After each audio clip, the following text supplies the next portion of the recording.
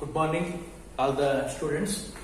In the previous class, very important, a third chapter, private and also public sectors, and also including global enterprises. In the previous class, we know the very important types, public and also private sector. Private sector, what are the very important factors are come under in the private sector. Private sector ನಲ್ಲಿ ಬರುವಂತಹ ಅಂಶಗಳು ಏನು ಅಂತ ನಿನ್ನೆ ನೋಡಿದ್ವಿ. And also very important public sector ನಲ್ಲಿ departmental undertaking and also statutory corporation ಬಗ್ಗೆ ಸ್ವಲ್ಪ ಬ್ರೀಫ್ ಆಗಿ ನೋಡಿದ್ವಿ. ಇವತ್ತು ಸ್ವಲ್ಪ ಮುಂದೋಗೋಣ. ವೆರಿ ಇಂಪಾರ್ಟೆಂಟ್ ಸ್ಟ್ಯಾಟ್ಯೂಟರಿ ಕಾರ್ಪೊರೇಷನ್, ಅದ್ರ ಜೊತೆಗೆ ಗವರ್ನಮೆಂಟ್ ಕಂಪನೀಸ್ ಅಂದ್ರೆ ಏನು, what you mean by government companies. Public sector ನಲ್ಲಿ ಬರುವಂತಹ ಗವರ್ನಮೆಂಟ್ ಕಂಪನಿ ಅಂತ ಕೇಳಿದ್ರೆ, government company is a company registered under the Company Act in which not is less than 50% of the paid up capital is held by government. It is called a government companies. ಸ್ವಲ್ಪ ಬಿಡಿಸಿ ಹೇಳಿ ನಿಮಗೆ ಅರ್ಥ ಆಗಲಿ ಅಂತ. Government company, what you mean by government company, how to understand a government company. ಇಲ್ಲಿ definition ಅಲ್ಲಿ ಅವ್ರು ಹೇಳಿದ್ರು, ಸ್ವಲ್ಪ ಗಮನಿಸಿ.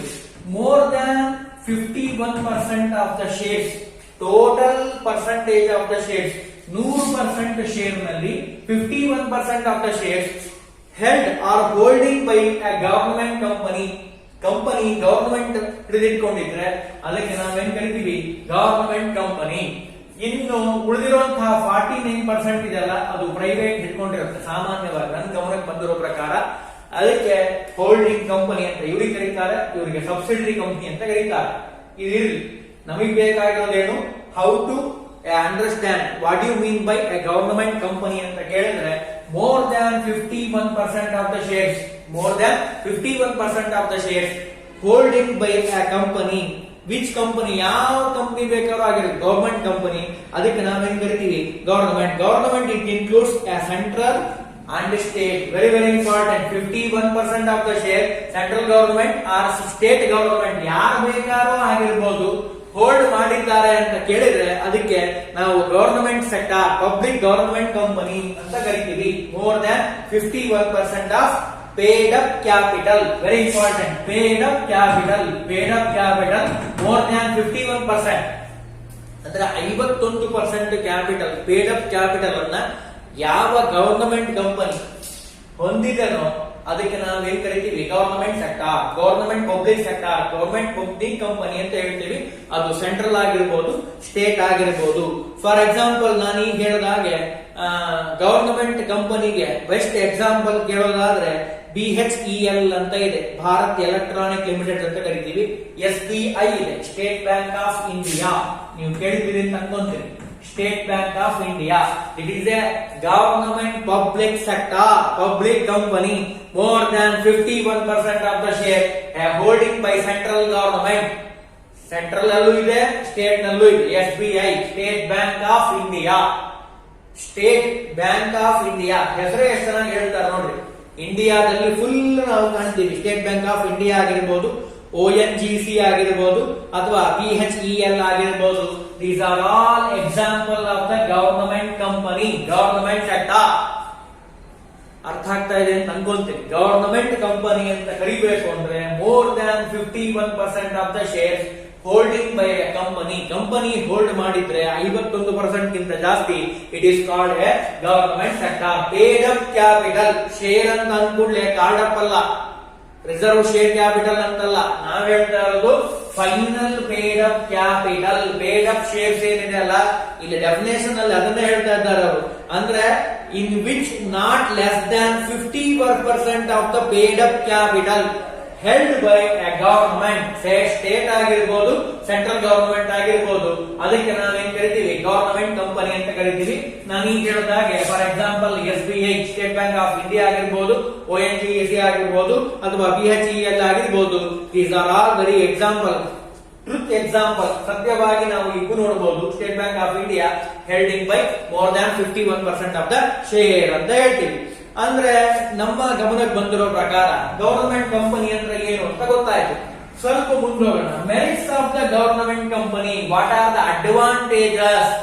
ಮೆರಿಟ್ಸ್ ಏನು ಗವರ್ನಮೆಂಟ್ ಕಂಪನಿದು ಅಂತ ಕೇಳಿದ್ರೆ, first one very important, advantages ಅಂತ ಅನ್ಕೋಬಹುದು. ಅಡ್ವಾಂಟೇಜಸ್ ಹೋಗಿಂತ ಮುಂಚೆ ಸ್ವಲ್ಪ ಗವರ್ನಮೆಂಟ್ ಕಂಪನಿ ಅಂದ್ರೆ ಇನ್ನೊಂದು ಸ್ವಲ್ಪ ವಿಸ್ತಾರವಾಗಿರೋಣ. Government company, what are the features of the government company ಅಂತ ಕೇಳಿದ್ರೆ, it is organisation created by under the government act 2013 ಪ್ರಕಾರ ಎ ಪ್ರೀವಿಯಸ್ ಕಂಪನಿ ಲಾ ಪ್ರಕಾರ ಈಗ ಸದ್ಯ 2013 ಅಂತ ಹೇಳ್ತಾರೆ. ಹಿಂದಿರೋ ಕಂಪನಿ ಆಕ್ಟ್ ಗಳ ಪ್ರಕಾರ ಅದು ಕ್ರಿಯೇಟ್ ಆಗಿರುವಂತದ್ದು ಗವರ್ನಮೆಂಟ್ ಕಂಪನಿ ಅಂತ ಹೇಳ್ತೀವಿ. First one. Second one very important, the company can file a suit in the court of law against by a third party and to be used. ಏನಾದ್ರೂ problem ಆದ್ರೆ he can suit in the court of law. ಕಾನೂನಿನ ಪ್ರಕಾರ ಅವ್ರೇನ್ ಮಾಡಬಹುದು? Suit in the court of law, court ನಲ್ಲಿ case ಅನ್ನ ಹಾಕಬಹುದು. ಅವರಿಗೆ ಆ ಪವರ್ ಇರುತ್ತೆ ಆನ್ ದ ಗವರ್ನಮೆಂಟ್ ಕಂಪನೀಸ್ ಅಂತ ಹೇಳ್ತೀವಿ. In third one, the company, very important, the enter a contract can be acquire a property is own name. Government company ಪ್ರಾಪರ್ಟಿಯನ್ನು ತೆಗೆದುಕೋಬಹುದು. ಪ್ರಾಪರ್ಟಿಯನ್ನು ತೆಗೆದುಕೊಂಡ್ಮೇಲೆ ಓನ್ ಗವರ್ನಮೆಂಟ್ ಕಂಪನಿ ನೇಮ್ ನಲ್ಲೇ ಅವರು ಕಂಪನಿಯನ್ನ ಸ್ಟಾರ್ಟ್ ಮಾಡಬಹುದು ಅಂತ ಹೇಳ್ತೀವಿ. ಗವರ್ನಮೆಂಟ್ ಕಂಪನಿ, ಅದಕ್ಕೆ best example State Bank of India, ಅವ್ರದೇ ಓನ್ ನೇಮ್ ಇದೆ. Government it controls more than 51% of the paid up capital. And also the fourth one, a management of the company in the board of directors regulated by a previous company law. Company law ಪ್ರಕಾರನೇ board of directors ಅಂತ ಇರ್ತಾರೆ government ಇಂದ. ಅವರು it can control over all the organisation ಅನ್ನ control ಮಾಡೋದು board of directors appointed by central government. ಬೇರೆ ಯಾರು ಮಾಡ್ಲಿಕ್ಕೆ ಬರಲ್ಲ. ಸ್ಟೇಟ್ ಬ್ಯಾಂಕ್ ಆಫ್ ಇಂಡಿಯಾಕ್ಕೆ ಬೋರ್ಡ್ ಆಫ್ ಡೈರೆಕ್ಟರ್ಸ್ ಇದ್ದಾರೆ. It control overall the organization, board of directors. He can manage and under control. Manage ಅವರೇ ಮಾಡ್ತಾರೆ, ಕಂಟ್ರೋಲ್ ಅವರು ಮಾಡ್ತಾರೆ. ಅದು ಸ್ಟೇಟ್ ಆಗಿರ್ಬೋದು, ಸೆಂಟ್ರಲ್ ಗವರ್ನಮೆಂಟ್ ಆಗಿರ್ಬೋದು. Last one very important, the employee of the company R appointed by company it self. ನಾನು ಹೇಳಿದ್ನಲ್ಲ, government ನವರೇ appointment ಮಾಡ್ತಾರೆ, ಬೇರೆ ಹೊರಗಡೆಯಿಂದ ಅಪಾಯಿಂಟ್ಮೆಂಟ್ ಮಾಡ್ಲಿಕ್ಕೆ ಬರಲ್ಲ. ಅವರೇ ಗವರ್ನಮೆಂಟ್ ಇಂದ ಅಪಾಯಿಂಟ್ಮೆಂಟ್ ಮಾಡ್ತಾರೆ and also give the salary also. They obtain the funds a government shareholding and also private holders. ಈ ಕಂಪನಿಯಲ್ಲಿ ನಾನು ಈಗ ಹೇಳಿದಾಗ 51% ಗವರ್ನಮೆಂಟ್ ಹೋಲ್ಡಿಂಗ್ ಆದ್ಮೇಲೆ ಇನ್ನು 49% ಇದೆಯಲ್ಲ, ಅದು ಪ್ರೈವೇಟ್ ನವರು ಇನ್ವಾಲ್ವ್ ಆಗಬಹುದು. ಶೇರ್ ಹೋಲ್ಡರ್ಸ್ ಅಂದ್ರೆ ನಾವೆಲ್ಲ ಬರ್ತೀವಿ. ಪ್ರೈವೇಟ್ ಅಂದ್ರೆ ಸಾಮಾನ್ಯವಾಗಿರುವಂತಹ ಕಾಮನ್ ಲೇ man, he can also purchase 49% of the shares. ಯಾರು ಬೇಕಾದ್ರೂ ಪರ್ಚೇಸ್ ಮಾಡಬಹುದು. ಅಂದ್ರೆ ಅರ್ಥ ಏನು? A government company involved with A private sector also 49%. ಅವ್ರು ಯಾರು ಬೇಕಾದ್ರೂ ಆಗಿರ್ಬೋದು. 51% ಹಿ ಕ್ಯಾನ್ ಹೋಲ್ಡಿಂಗ್. ಸೊ ಅವ್ರೇನ್ ಮಾಡ್ತಾರೆ? ಹಿ ಕ್ಯಾನ್ ಕಂಟ್ರೋಲ್ ಅಂಡ್ ಮ್ಯಾನೇಜ್. ಅವರಿಗೆ 51% majority of the shares holding by a government company, it controls and also manage. ಅದು ಯಾವ decision ಬೇಕಾದ್ರೂ ಆಗಿರ್ಬೋದು.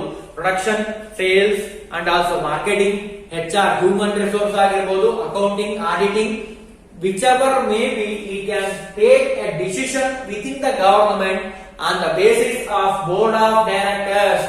ಅವ್ರೇನ್ ಮಾಡ್ತಾರೆ? he can take the decision and also he pass the orders. Order ಗಳನ್ನ pass ಮಾಡ್ತಾರೆ.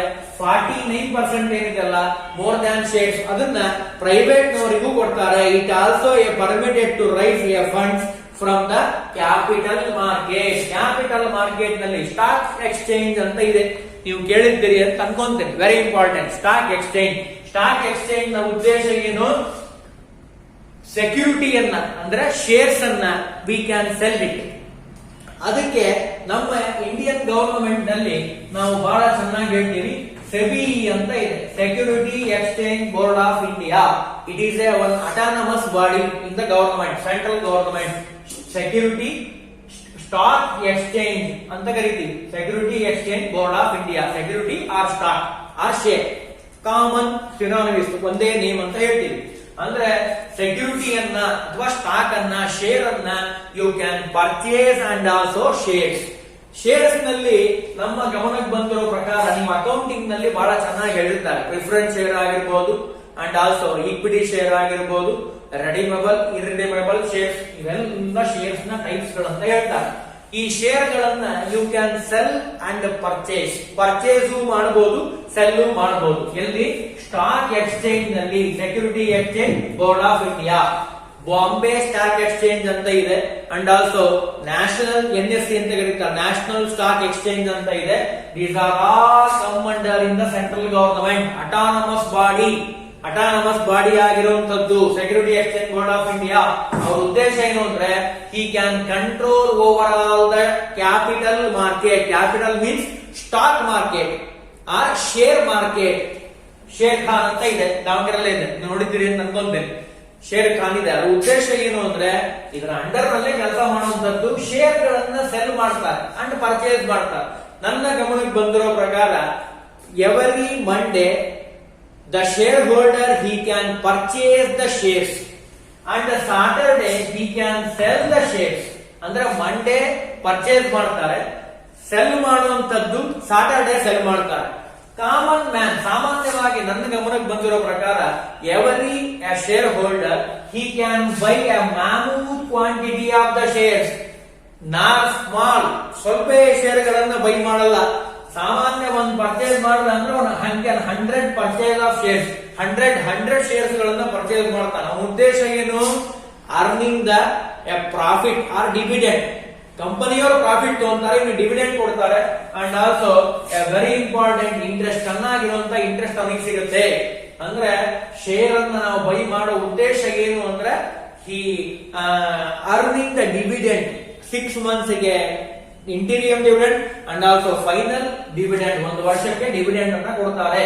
ಇವೆರಡು ನಿಮ್ಮ ಅಕೌಂಟಿಂಗ್ ನಲ್ಲಿ ಇದೆ, interim dividend and also dividend ಅಂತ ಹೇಳ್ತೀವಿ. ಇರ್ಲಿ ಅಂದ್ರೆ it is very important. A government sector including a private sector, these are all very important characteristics of the government company ಅಂತ ಹೇಳ್ತೀವಿ. ಹಾಗಾದ್ರೆ some of the merits of the government company, ಏನೇನ್ merit ಇದೆ company, government company ಅಂತ ಕರಿಬೇಕು ಅಂದ್ರೆ ಏನೇನ್ merits ಗಳಿದೆ ಸ್ವಲ್ಪ ನೋಡೋಣ. ನನ್ನ ಗಮನಕ್ಕೆ ಬಂದಿರೋ ಪ್ರಕಾರ first advantages of the government sector ಏನು ಅಂತ ಹೇಳಿದ್ರೆ, the government company can establish A fulfilling of A requirement of Indian government company and also A separate act of parliament is not required. ನಾವು ನನ್ನ ಗಮನಕ್ಕೆ ಬಂದಿರೋ ಪ್ರಕಾರ ನಾನು ನಿನ್ನೆ ಕ್ಲಾಸ್ ನಲ್ಲಿ ಹೇಳಿದೆ, ಸ್ಟ್ಯಾಟ್ಯೂಟರಿ ಅಂತ ಆಗಬೇಕು ಅಂತ ಅಂದ್ರೆ ನಾವೇನ್ ಮಾಡಬೇಕು, ಪಾರ್ಲಿಮೆಂಟ್ ಅಲ್ಲಿ ಡಿಸಿಷನ್ ತೆಗೆದುಕೊಳ್ಳಬೇಕು. Without parliament you cannot take any decision. Statutory department ಅಲ್ಲಿ ಅಂದ್ರೆ ರೈಲ್ವೆ ಡಿಪಾರ್ಟ್ಮೆಂಟ್ ಆಗಿರ್ಬೋದು, ಪೋಸ್ಟಲ್ ಆಗಿರ್ಬೋದು. ಬಟ್ ಇಲ್ಲಿ ಹೇಗಿದೆ ಅಂದ್ರೆ ಗವರ್ನಮೆಂಟ್ ಸೆಕ್ಟರ್ ನಲ್ಲಿ you cannot go to the parliament. Parliament ಗೆ ಹೋಗ್ಬೇಕು, ಪಾರ್ಲಿಮೆಂಟ್ ಅಲ್ಲೇ ಇರಬೇಕು ಅಂತ ಏನಿಲ್ಲ. You take own decision. Board of directors he can take the decision with the permission of higher level. ಅವನ್ ಪರ್ಮಿಷನ್ ತೆಗೆದುಕೊಂಡು ನೋಡಿ ಮಾರ್ಕೆಟ್ ಅನಾಲಿಸಿಸ್ ಮಾಡಿ he takes the decision. ಅದಕ್ಕೋಸ್ಕರ ಅವ್ರು ಕೂಡಿಸಿರ್ತಾರೆ, ಅವ್ರನ್ನ ಸುಮ್ಮನೆ ಕೂಡಿಸಿರಲ್ಲ. Board of directors he can control and also manage.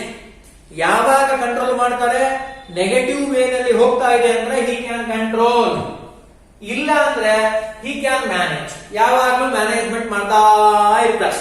ಯಾವಾಗ ತಪ್ಪು ದಾರಿಗೆ ಹೋಗುತ್ತೋ ಅವಾಗ ಏನ್ ಮಾಡ್ತಾರೆ, ಹಿ ಕ್ಯಾನ್ ಕಂಟ್ರೋಲ್. ಪಾಸಿಟಿವ್ ನಲ್ಲಿ ಇದ್ರೆ only he can manage.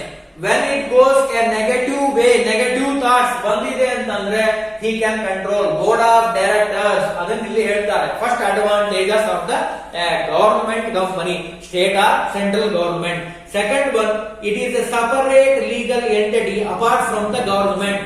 Government ಇಂದ ಸಪರೇಟ್ ಲೀಗಲ್ ಎಂಟಿಟಿ. ಕಂಪನಿ ಅಂತ ಅಂದ್ರೆ ನಾನು ಹೇಳಿದ್ದೀನಿ company definition, a separate legal entity and also perpetual session. ಸಾವಿಲ್ಲದೆ ಇರುವಂತಹ ಮೃತ್ಯುಂಜಯ, ಅದು ಪಬ್ಲಿಕ್ ಆಗಿರ್ಬೋದು, ಪ್ರೈವೇಟ್ ಕಂಪನಿ ಆಗಿರ್ಬೋದು. Company indicates A separate from the government.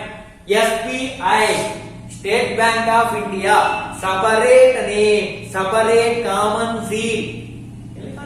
ಅಂದ್ರೆ ಅರ್ಥ ಏನು? A very important advantages of the government sector, a separate legal entity. ಕಾನೂನಿನ ದೃಷ್ಟಿಯಲ್ಲಿ separate ಆಗಿರುವಂತಹ ನೇಮ್ ಅನ್ನು ನಾವು ಗುರುತಿಸಬಹುದು ಹೇಳ್ತೀವಿ. It is advantages. Third one, it enjoy independence in taking A decision in the interest of the business. Government ಕಂಪನಿಯಲ್ಲಿ he can enjoy a power. He can enjoy the power. Power ಅನ್ನ enjoyment ಮಾಡ್ತಾರೆ. ಏನ್ power ಅನ್ನ, it is very important. Power ಏನಿದೆ ಅವರಲ್ಲಿ ಅಂತ ಕೇಳಿದ್ರೆ he can enjoy the power of decision making, ಬೇರೆ ಬೇರೆ ಡಿಸಿಷನ್ ತೆಗೆದುಕೊಳ್ಳುವಂತಹ ಪವರ್ ಅವರಲ್ಲಿದೆ. ಹಿ ಕ್ಯಾನ್ ಎಂಜಾಯ್, ಪವರ್ ಇದೆ ಅವರಿಗೆ, ಚೆನ್ನಾಗಿ ಎಂಜಾಯ್ಮೆಂಟ್ ಮಾಡ್ತಾ ಇದ್ದಾರೆ. ಯಾಕೆ? On the basis of business, business ಗೆ ಬೇಕಾಗಿರುವಂತಹ ಪವರ್ ಅವರಿಗೆ ತೆಗೆದುಕೊಳ್ಳಲಿಕ್ಕೆ ಪವರ್ ಇದೆ. ಅಂದ್ರೆ he can enjoy the power of decision making to develop the business. ಯಾವ ಬಿಸ್ನೆಸ್ ಮಾಡ್ತಾ ಇದ್ದಾರೋ, ಈಗ ಬ್ಯಾಂಕಿಂಗ್ ಸೆಕ್ಟರ್ ಇದೆ, ಅಲ್ಲಿ ಬೇಕಾಗಿರುವಂತಹ ಏನು ಮಾಡಲೇಷನ್ ಮಾಡಬಹುದು, ಚೇಂಜಸ್ ಮಾಡಬಹುದು, ಅವರು ಓನ್ ಆಗಿ ಡಿಸಿಷನ್ ತಗೋಬಹುದು. ಬೋರ್ಡ್ ಆಫ್ ಡೈರೆಕ್ಟರ್ಸ್ ಪಾರ್ಲಿಮೆಂಟ್ ಗೆ ಹೋಗಿ ಎಲ್ಲರ ಒಪಿನಿಯನ್ ತಗೊಂಡ್ಕೊಂಡು ಮಾಡಬೇಕು ಅನ್ನೋದಿಲ್ಲ. ಸೆಂಟ್ರಲ್ ಆಗಿರ್ಬೋದು, ಸ್ಟೇಟ್ ಗವರ್ನಮೆಂಟ್ ಆಗಿರ್ಬೋದು, ಹಿ can enjoy the power decision making, the development of business. ಯಾವ ಬಿಸ್ನೆಸ್ ಮಾಡ್ತಾ ಇದ್ದಾನೋ ಗವರ್ನಮೆಂಟ್, ಸ್ಟೇಟ್ ಆಗಿರ್ಬೋದು, ಸೆಂಟ್ರಲ್ ಆಗಿರ್ಬೋದು, he can encash and enjoy the power of A decision making. ಬಹಳ ಚೆನ್ನಾಗಿದೆ, ಬಹಳ ಸುಲಭವಾಗಿ ಹೇಳ್ತಾ ಇದ್ದೇನೆ, ನಿಮಗೆ ಅರ್ಥ ಆಗ್ಲಿ ಅಂತ, ಅರ್ಥ ಆಗ್ತಾ ಇದೆ ಅಂತ ಅನ್ಕೊಂತೀನಿ. He can enjoy the power decision making. ಅದೇ ಸ್ಟ್ಯಾಟ್ಯೂಟರಿ ಡಿಪಾರ್ಟ್ಮೆಂಟ್ ಅಲ್ಲಿ ಹಾಗಲ್ಲ, ಪಾರ್ಲಿಮೆಂಟ್ ಅಲ್ಲಿ ಡಿಸಿಷನ್ ತಗೋಬೇಕು. ನೀವ್ ಯಾರೋ ಓನ್ ಆಗಿ ಡಿಸಿಷನ್ ತಗೊಳಕ್ ಬರಲ್ಲ. But in come to the government sector, government public company, merit, it is very important, enjoy the power decision making. Next one, fourth one, the supply of goods and services are reasonable price. Reasonable price ನಲ್ಲಿ ನೀವೇನ್ ಮಾಡಬಹುದು, surprise ಆಗಿ ಅಂದ್ರೆ ಬೇಕಾದಷ್ಟು product ಗಳನ್ನ by ಮಾಡಬಹುದು ಅಂತ government. ಯಾಕೆ? ಗವರ್ನಮೆಂಟ್ ಅವ್ರದೇ ಆಗಿರೋದ್ರಿಂದ, ಗವರ್ನಮೆಂಟ್ ಅಲ್ಲೇ ಎಲ್ಲ ಕೆಲಸ ಮಾಡಿಸ್ತಿರೋದ್ರಿಂದ, very important, supply of goods and services at the reasonable price. Reasonable price ನಲ್ಲಿ ಈ ಕ್ಯಾನ್ ಸಪ್ಲೈ. ಒಂದು ಪ್ರಾಡಕ್ಟ್ ಅನ್ನ ಬಿಡುಗಡೆ ಮಾಡಬೇಕು ಅಂದ್ರೆ ಅವರಿಗೆ ರಾ ಮೆಟೀರಿಯಲ್ಸ್ ಬೇಕು, ಸಪ್ಲೈ ಬೇಕು ಅಂಡ್ ಸರ್ವಿಸಸ್ ಬೇಕು. ಅದನ್ನ ಗವರ್ನಮೆಂಟ್ ಆಗಿರೋದ್ರಿಂದ ಹಿ ಕ್ಯಾನ್ ಎನ್ಕ್ಯಾಶ್, ಎಂಜಾಯ್ ಮಾಡಬಹುದು.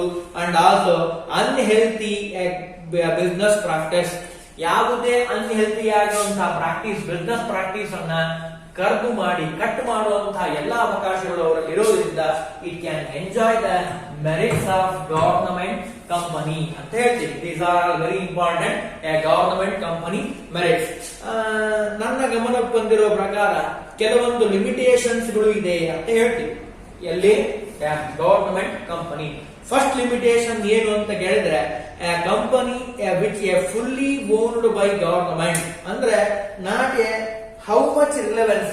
ಇದು ನನ್ನ ಗಮನಕ್ಕೆ ಬಂದಿರೋ ಪ್ರಕಾರ ಗವರ್ನಮೆಂಟ್ ಕಂಪನಿಯಲ್ಲಿ, ಇಲ್ಲಿ ಅಂದ್ರೆ ಗವರ್ನಮೆಂಟ್ ಸೆಕ್ಟಾರ್ ಅಂತ ನಾವೇನ್ ಹೇಳ್ತೀವಲ್ಲ, ಗವರ್ನಮೆಂಟ್ ಸೆಕ್ಟಾರ್ ಅಲ್ಲಿ ಮೊದಲನೇ ಡಿಸ್ಅಡ್ವಾಂಟೇಜಸ್ ಏನು ಅಂದ್ರೆ, the provision of the company act does not have much relevance in the case of companies which are fully owned by government. Fully owned ಆಗಿರೋ ಗವರ್ನಮೆಂಟ್ ಗೆ ಸ್ವಲ್ಪ ಪ್ರಾಬ್ಲಮ್ ಆಗುವಂತ ಚಾನ್ಸಸ್ ಇರುತ್ತೆ ಅಂತ ಕೆಲವೊಂದು ಕಡೆ ಹೇಳ್ತಾರೆ. It is the first limitation.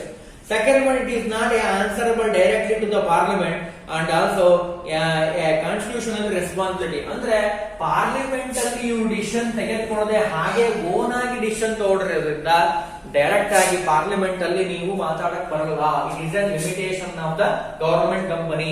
You take the decision on the outside of the parliament, ಇಲ್ಲಿ ಎಲ್ಲಿ ಗವರ್ನಮೆಂಟ್ ಕಂಪನಿ, ಹಾಗಾಗಿ ಪಾರ್ಲಿಮೆಂಟ್ ಅಲ್ಲೇನು ನಿಮಗೆ ಮಾತಾಡಕ್ ಬರಲ್ಲ ಅಂತ ಹೇಳ್ತಾರೆ. Third one, A management hands A government defeats A main purpose of the government company. ಅಂದ್ರೆ ನನ್ನ ಗಮನಕ್ಕೆ ಬಂದಿರೋ ಪ್ರಕಾರ ಗವರ್ನಮೆಂಟ್ ಕಂಪನಿಯಲ್ಲಿ 51% ಆಫ್ ದ ಶೇರ್ ಇವ್ರ ಕೈಲಿ ಇರೋದ್ರಿಂದ ಕೆಲವೊಂದ್ ಸಾರಿ ನೆಗೆಟಿವ್ ವೇ ನಲ್ಲಿ ಚಾನ್ಸಸ್ ಇರುತ್ತೆ. ಹಾಗಾಗಿ you cannot control the positive control ಮಾಡಕ್ ಆಗಲ್ಲ ಅಂತ ಹೇಳ್ತಾರೆ. These are some important main limitations of the government sector.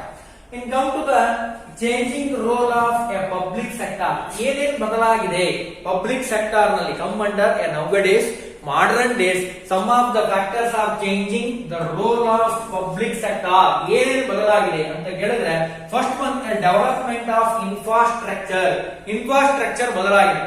ನನ್ನ ಗಮನಕ್ಕೆ ಬಂದಿರೋ ಪ್ರಕಾರ ನೀವು ಇದನ್ನ ಗಮನಿಸಿರಬಹುದು. ಫಸ್ಟ್ ನೀವು ಬ್ಯಾಂಕಿಗೆ ಹೋದ್ರೆ, ಸ್ಟೇಟ್ ಬ್ಯಾಂಕ್ ಆಫ್ ಇಂಡಿಯಾಕ್ಕೆ ಹೋದ್ರೆ, ಪಬ್ಲಿಕ್ ಕಂಪನಿ, ಗವರ್ಮೆಂಟ್ ಕಂಪನಿ, ನೀವು ಮುಂಚೆ ಮುಂಚೆ ಅಂದ್ರೆ ಒಂದು 10 years ಬ್ಯಾಕ್ ಆ 15 years ಬ್ಯಾಕ್ ಹೋದ್ರೆ, ಬ್ಯಾಂಕ್ ನಲ್ಲಿ ನೀವು ಹೋಗಿ ಬ್ಯಾಂಕಿಗೆ ಯಾಕೆ ಹೋಗ್ತಿದ್ರು? ಎರಡು ದೃಷ್ಟಿಯಿಂದ ಹೋಗ್ತಿದ್ರು.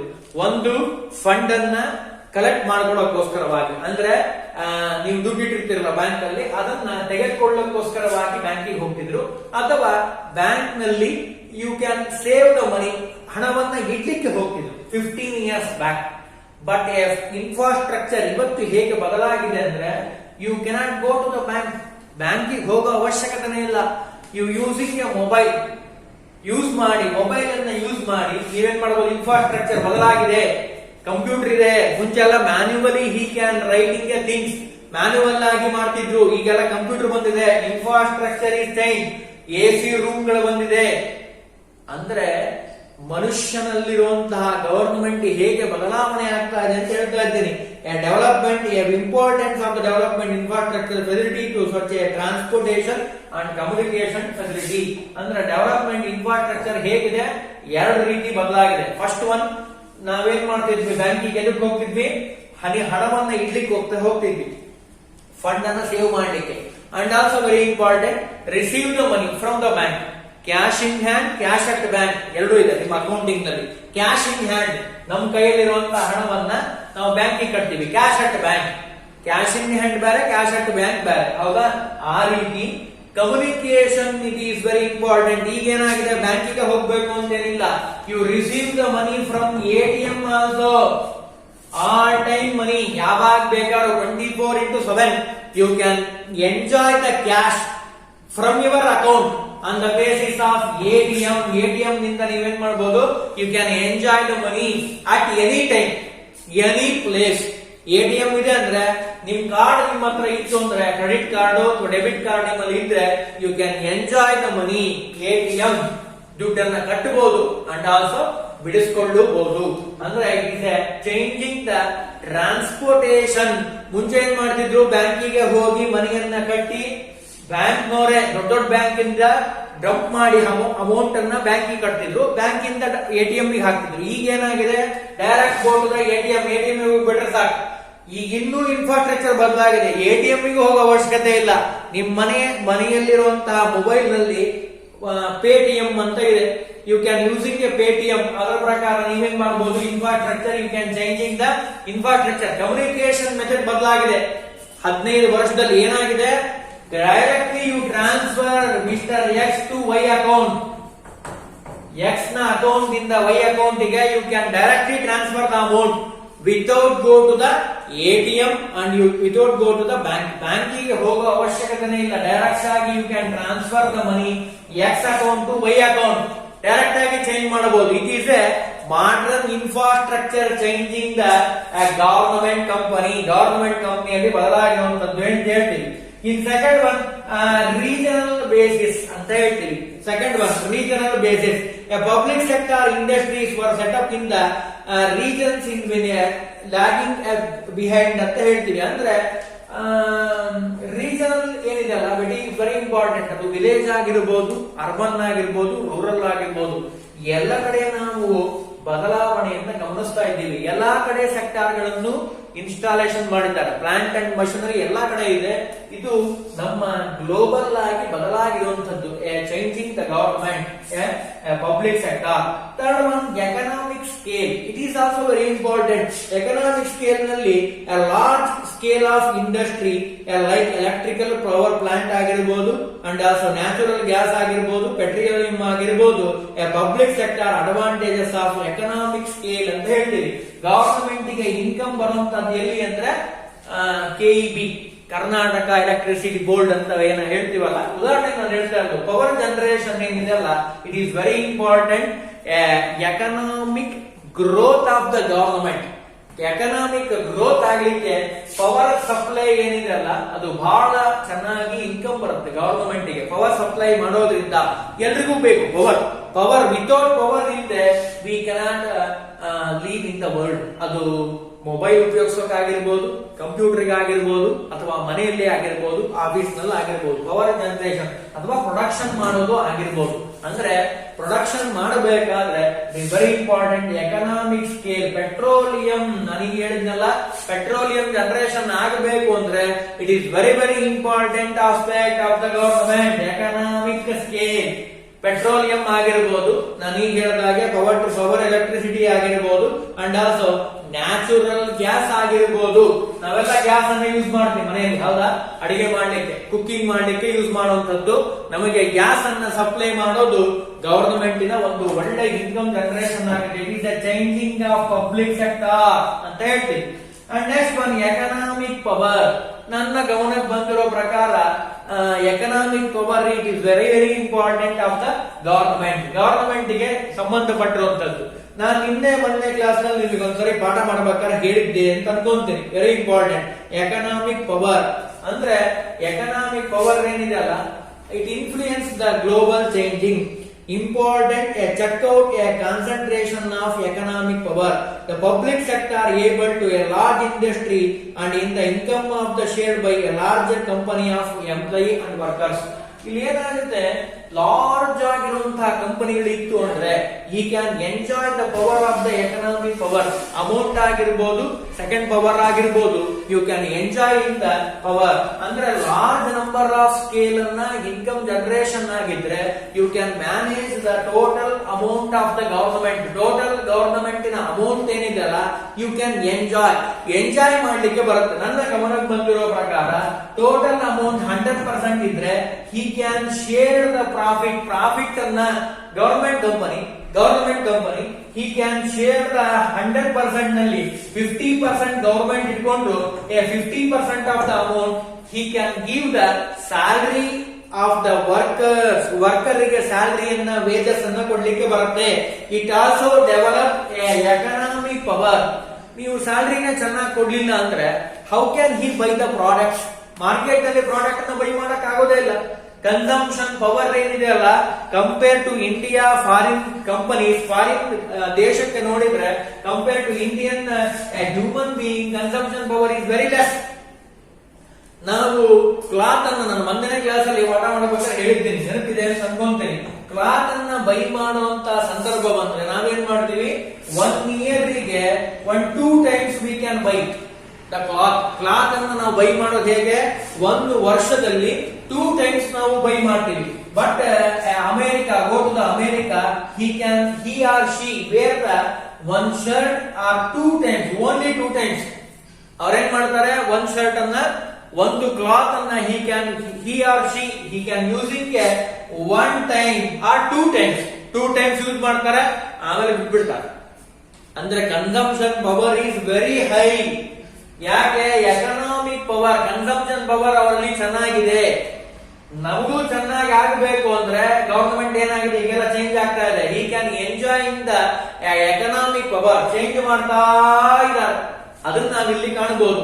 And also very important last one, government policies are changing. ಅದರಲ್ಲಿ ಫಸ್ಟ್ ಎಕ್ಸಾಂಪಲ್ MOU ಅಂತ ಬರ್ತಿದ್ದೀನಿ, memorandum of undertaking, BIFR, board of industrial and finance reconstruction ಅಂತ ಹೇಳ್ತಾರೆ. Very very important 2 boards. ಇವ್ರ ಉದ್ದೇಶ ಏನು ಅಂತ ಕೇಳಿದ್ರೆ ನನ್ನ ಗಮನಕ್ಕೆ ಬಂದಿರೋ ಪ್ರಕಾರ board of industrial finance and reconstruction, ಇವ್ರ ಉದ್ದೇಶ ಏನು ಅಂದ್ರೆ to developing A globally of government, public sector, changing role of public sector ನಲ್ಲಿ memorandum of undertaking, board of industrial and finance reconstruction. ಇವ್ರ ಉದ್ದೇಶ ಏನು ಅಂದ್ರೆ a policy of the government, changing the policy. ನಾನು ಬಹಳ ಸಲ ಹೇಳ್ತಿರ್ತೀನಿ, ಗವರ್ನಮೆಂಟ್ ಪಾಲಿಸಿಗಳು ಇಂದ ಸಿನ್ಸ್ 1991 ಇಂದ ನನ್ನ ಗಮನಕ್ಕೆ ಬಂದಿರೋ ಪ್ರಕಾರ ಬಹಳಷ್ಟು ಚೇಂಜ್ ಗಳನ್ನ ನಾವು ಕಾಣ್ತಾ ಇದ್ದೀವಿ ಮಾರ್ಕೆಟ್ ನಲ್ಲಿ. ನೀವು ಗವರ್ನಮೆಂಟ್ ಸೆಕ್ಟರ್ ನಲ್ಲಿ ಇದ್ರೆ ನಿಮಗೆ ಚೆನ್ನಾಗಿ ಗೊತ್ತಾಗುತ್ತೆ. ಸ್ವಲ್ಪ ಮಾರ್ಕೆಟ್ ನಲ್ಲಿ ಓಡಾಡಬೇಕು, ಸ್ವಲ್ಪ ಪೇಪರ್ ಗಳನ್ನ ಓದಬೇಕು, ನಿಮಗೆ ಅವಾಗ ಚೆನ್ನಾಗಿ ಗೊತ್ತಾಗುತ್ತೆ. 1-2 ಬೆಸ್ಟ್ ಎಕ್ಸಾಂಪಲ್ ಹೇಳ್ತೀನಿ ನನ್ನ ಗಮನಕ್ಕೆ ಬಂದಿರೋ ಪ್ರಕಾರ. Reduction of number of industries reserve by a government. ನನ್ನ ಗಮನಕ್ಕೆ ಬಂದಿರೋ ಪ್ರಕಾರ ಗವರ್ನಮೆಂಟ್ ನಲ್ಲಿ 100% ಇದೆ ಅಂತ ಅನ್ಕೋಣ. ಫಾರ್ ಎಕ್ಸಾಂಪಲ್ 100% ಅಮೌಂಟ್ ಇದೆ, ಅದನ್ನ he can using 20% of development of public sector. 20% ಅವ್ರು ಯೂಸ್ ಮಾಡ್ತಾ ಇದ್ದಾರೆ ಅಂತ ಅನ್ಕೋಣ. ಫಾರ್ ಎಕ್ಸಾಂಪಲ್ 20% ಮಾಡ್ತಿದ್ರೆ ಸ್ವಲ್ಪ ಅಭಿವೃದ್ಧಿ ಆಗುತ್ತೆ. ಅದೇ 50% ಆದ್ರೆ ಈಗೆಲ್ಲ ಏನಾಗ್ತಾ ಇದೆ, more than 60% he can using a public sector. 60% ಅವರು ಅದನ್ನ ಇನ್ವೆಸ್ಟ್ಮೆಂಟ್ ಮಾಡಿ ಅವರು ಡೆವಲಪ್ಮೆಂಟ್ ಮಾಡ್ಲಿಕ್ಕೆ ಬೇರೆ ಬೇರೆ ಪ್ರಾಡಕ್ಟ್ ಗಳನ್ನ, ಮೈಸೂರು ಸ್ಯಾಂಡಲ್ ಸೋಪ್ ಬರುತ್ತೆ, ಅದು ಗವರ್ನಮೆಂಟ್ ಸೆಕ್ಟರ್. ಗವರ್ನಮೆಂಟ್ ಇಂದ ಬರುವಂತದ್ದು. ಅವ್ರೇನ್ ಮಾಡಿದ್ರು, ಗವರ್ನಮೆಂಟ್ ಇಂದ ವುಡ್ ಏನಿದೆಯಲ್ಲ ಶ್ರೀಗಂಧ, ಅದರಿಂದನೂ ಅವ್ರೇನ್ ಮಾಡ್ತಾ ಇದ್ದಾರೆ, ಈ can using a bath soap ಅನ್ನು ಮಾಡಿದ್ದಾರೆ, ಪೌಡರ್ ಅನ್ನು ಮಾಡಿದ್ದಾರೆ, ಕ್ರೀಮ್ ಮಾಡಿದ್ದಾರೆ, ಫೇಸ್ ಕ್ರೀಮ್. ಅಂದ್ರೆ number of products are including A government policies. ಅಂದ್ರೆ ಪಾಲಿಸಿ ಏನಿದೆ ಅಲ್ಲ, ಈಗ ಉದಾಹರಣೆಗೆ ಹಿಂದೆ ಕಾಂಗ್ರೆಸ್ ಇತ್ತು, ಈಗ ಬಿಜೆಪಿ ಬಂದಿದೆ. ಅಂದ್ರೆ government is changing, he taking a different type of introducing a policy, position ಗಳನ್ನ ಪಾಲಿಸಿಗಳನ್ನ ಚೇಂಜ್ ಮಾಡ್ತಾರೆ. ಹಿಂದಿನ ಗವರ್ನಮೆಂಟ್ ತಗೊಂಡಿರೋ ಡಿಸಿಷನ್ ಬೇರೆ, ಈಗ ತೆಗೆದುಕೊಂಡಿರೋ ಡಿಸಿಷನ್ ಬೇರೆ. ಹಿಂದೆಲ್ಲ ಏನಿತ್ತು, ಎಲ್ಲಾ ಕರೆನ್ಸಿಯನ್ನು ಯೂಸ್ ಮಾಡ್ತಿದ್ರು. ಈಗ ಏನಾಗಿದೆ, ಮೋದಿ ಗವರ್ನಮೆಂಟ್ ಬಂದ್ಮೇಲೆ ಚೇಂಜ್ ಆಗಿದೆ, ಕರೆನ್ಸಿ ಚೇಂಜ್ ಆಗಿದೆ. ಅಂದ್ರೆ it is a development, positive development. ಅಂದ್ರೆ it controls a black money. ಅವ್ರು ಮಾಡಿರೋ ಉದ್ದೇಶ ಏನು, ಇಲ್ಲಿ ಗವರ್ನಮೆಂಟ್ ನಮಗೆ ಮುಖ್ಯ ಅಲ್ಲ, ಅವ್ರು ಮಾಡಿರೋ ಹಿನ್ನೆಲೆ ಏನು, it controls over all the black money market. Black ಆಗಿ ಯಾರು ಫಂಡ್ ಅನ್ನ ಇಟ್ಕೊಂಡಿದ್ದಾರೋ ಅದೆಲ್ಲ ಹೊರಗೆ ಬರಲಿ ಅನ್ನೋ ಉದ್ದೇಶಕ್ಕೆ ಅವ್ರು ಮಾಡಿರುವಂತದ್ದು. ಅಂದ್ರೆ changing the government policy.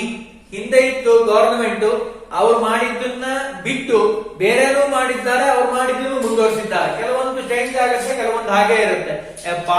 Policy of the government it can change and also it influence memorandum of understanding system of in which management are to be granted a greater autonomy to improve the operating efficiency. ನಾನೀಗ ಹೇಳಿದ್ನಲ್ಲ, operate ಮಾಡುವಂತದ್ದು it is very very important to control over all the organisation. ನಾನೀಗ ಹೇಳಿದೆ State Bank of India, total over all the India. ಬಹಳ ಬೇಡ, ಒಂದ್ ಸಣ್ಣ ಉದಾಹರಣೆ ಹೇಳ್ತೀನಿ. ನಿಮ್ ಮನೆ ಹತ್ರ ಇರುವಂತಹ ಯಾವ್ದಾದ್ರು ಒಂದು ಬ್ಯಾಂಕಿಗೆ ಹೋಗಿ ಬರ್ರಿ, ಸ್ಟೇಟ್ ಬ್ಯಾಂಕ್ ಆಫ್ ಇಂಡಿಯಾ ಏನಿದೆಲ್ಲ ಒಂದು ಬ್ರಾಂಚಿಗೆ ಹೋದ್ರೆ ನಿಮಗೆ ಗೊತ್ತಾಗತ್ತೆ ಅಲ್ಲಿರುವಂತಹ ಇನ್ಫ್ರಾಸ್ಟ್ರಕ್ಚರ್ ಹೇಗಿದೆ, ಅಲ್ಲಿ ಎಷ್ಟು ಜನ ವರ್ಕ್ ಮಾಡ್ತಾರೆ. ಒಂದು ಸುಮಾರು 10 ಜನ ವರ್ಕ್ ಮಾಡ್ತಾರೆ ಅಂತ ಅನ್ಕೊಳ್ಳೋಣ. ಅದರಲ್ಲೂ ಗ್ರೇಡ್ ಇದೆ, ಮ್ಯಾನೇಜರ್ ಬೇರೆ, ಅಸಿಸ್ಟೆಂಟ್ ಮ್ಯಾನೇಜರ್ ಬೇರೆ, ಸೇಲ್ಸ್ ಮ್ಯಾನೇಜರ್ ಬೇರೆ, ಪರ್ಚೇಸ್ ಮ್ಯಾನೇಜರ್ ಬೇರೆ, ಅಂಡ್ ಆಲ್ಸೋ ಲೋನ್ ಮ್ಯಾನೇಜರ್ ಬೇರೆ, ಸಬಾರ್ಡಿನೇಟ್ ಬೇರೆ, ಕ್ಲರಿಕಲ್ ಬೇರೆ, ಕ್ಯಾಶಿಯರ್ ಬೇರೆ, ಕ್ಯೂರ್ ಬೇರೆ. These are all hierarchy come under in the bank. ಒಂದು ಬ್ರಾಂಚ್ ಅಲ್ಲಿ ಇಷ್ಟು ಜನ ಇರ್ತಾರೆ with computer facility, AC facility, light arrangement ಎಲ್ಲ ಬಂದಿರುತ್ತೆ ಒಂದು ಬ್ರಾಂಚಿಗೆ. ನಾನು ಹೇಳ್ತಾ ಇರೋದು ಒಂದ್ ಸಿಟಿಯಲ್ಲಿ ಎಷ್ಟಿರ್ಬೋದು ಬ್ರಾಂಚ್, ಸ್ವಲ್ಪ ಗಮನಿಸ್ರಿ, ನಿಮಗೆ ಚೆನ್ನಾಗಿ ಗೊತ್ತಾಗುತ್ತೆ. ಒಂದು ಸ್ಟೇಟಿಗೆ ಎಷ್ಟಿರ್ಬೋದು, ಇಡೀ ಇಂಡಿಯಾ ದೇಶದಲ್ಲಿ ಎಷ್ಟು ಸ್ಟೇಟ್ ಇದೆ, ಎಷ್ಟು ಬ್ರಾಂಚಸ್ ಗಳಾಗಬಹುದು, how to handle it is very very difficult. ಇದು ಸುಲಭವಾದ ವಿಷಯ ಅಲ್ಲ, ಸ್ವಲ್ಪ ಗಮನ ಕೊಟ್ರೆ ನಿಮಗೆ ಚೆನ್ನಾಗಿ ಗೊತ್ತಾಗುತ್ತೆ. ಅಂದ್ರೆ the policy of the government it includes all the number of facilities. ಬೇರೆ ಬೇರೆ ಫೆಸಿಲಿಟಿಯನ್ನ ಇಟ್ ಇನ್ಕ್ಲೂಡ್ಸ್ ಮಾಡುವಂತಹ ಸ್ವಭಾವ ಇರುತ್ತೆ ಅಂತ ಹೇಳ್ತಾರೆ. ಅಂದ್ರೆ today we discuss very important aspect of the government company. More than 51% of the shares hold ಮಾಡೋದಕ್ಕೆ ನಾವೇನ್ ಕರಿತೀವಿ, ಗವರ್ನಮೆಂಟ್ ಕಂಪನಿ ಅಂತ ಕರಿತೀವಿ. 49% ಪ್ರೈವೇಟ್ ನವರು ಅದರಲ್ಲಿ ಇನ್ವಾಲ್ವ್ಮೆಂಟ್ ಆಗಿರಬಹುದು. ಮೆರಿಟ್ಸ್ ನಾನು ಹೇಳಿದೆ, ಪಾರ್ಲಿಮೆಂಟ್ ಅಲ್ಲೇ ಎಲ್ಲಾ ಡಿಸಿಷನ್ ತೆಗೆದುಕೋಬೇಕು ಅಂತ ಇಲ್ಲ. It can enjoy A separate legal entity. he can enjoy the power ಅನ್ನ ಎಂಜಾಯ್ಮೆಂಟ್ ಮಾಡಬಹುದು. he can taking a own decisions. changing the role of public sector. ಏನೇನು ಬದಲಾಗಿದೆ ಅಂತ ಕೇಳಿದ್ರೆ, first one very important, development of infrastructure regional basis. 8 ಕಿಲೋಮೀಟರ್ಗೆ change ಆಗುತ್ತೆ. ನಾನು ಮೊನ್ನೆ ಹೇಳಿದ್ದೀನಿ ಕ್ಲಾಸ್ ಅಲ್ಲಿ, ನಂಗೊಂತೆ 8 ಕಿಲೋಮೀಟರ್ಗೆ ನಮ್ಮ ಕಲ್ಚರ್ ಚೇಂಜ್ ಆಗುತ್ತೆ. Regional balance and also economic scale, economic power, and also government policies. Government policies, state or central government policies are changing. Fluctuations. ಇವತ್ತು ತಗೊಂಡಿರ್ತಾರೆ ಸ್ಲ್ಯಾಬ್ ರೇಟ್, ಟ್ಯಾಕ್ಸಸ್ ಕೊಡಬೇಕು ಅಂತ, ನಾಳೆ ಕಡಿಮೆ ಮಾಡಿರ್ತಾರೆ, ಅಥವಾ ನಾಳೆ ಜಾಸ್ತಿನೂ ಮಾಡಿರ್ಬೋದು ಸ್ಲ್ಯಾಬ್ ರೇಟ್. ಇನ್ಕಮ್ ಟ್ಯಾಕ್ಸ್ ಅದು ಮೆನ್ ಆಗಿರ್ಬೋದು, ವುಮೆನ್ ಆಗಿರ್ಬೋದು. And also very important, amount salary ನೀವು ಎಷ್ಟು ತಗೊಂತಿರಲ್ಲ ಅದ್ರ ಮೇಲೆ, on the basis of how much the salary you take per month or per year, ಅದನ್ನೆಲ್ಲ ಕ್ಯಾಲ್ಕುಲೇಷನ್ ಮಾಡಿ he can changing the government policies. ಹಾಗಾಗಿ changing role of public sector ನಲ್ಲಿ ಇವಿಷ್ಟು ಎಲ್ಲ ಗಮನಿಸಬೇಕಾಗಿರುವಂತಹ ಮುಖ್ಯವಾದ ಅಂಶಗಳು ಅಂತ ಹೇಳ್ತೀವಿ. ಇನ್ನು ನಾಳೆ ಕ್ಲಾಸ್ ಅಲ್ಲಿ ಗ್ಲೋಬಲ್ ಎಂಟರ್ಪ್ರೈಸಸ್ ನಿಮ್ಮ ಸಬ್ಜೆಕ್ಟ್ ಗೆ ಸಂಬಂಧಪಟ್ಟ ಹಾಗೆ ಗ್ಲೋಬಲ್ ಎಂಟರ್ಪ್ರೈಸಸ್ ಏನು ಅಂತ ನಾಳೆ ಕ್ಲಾಸ್ ನೋಡೋಣ.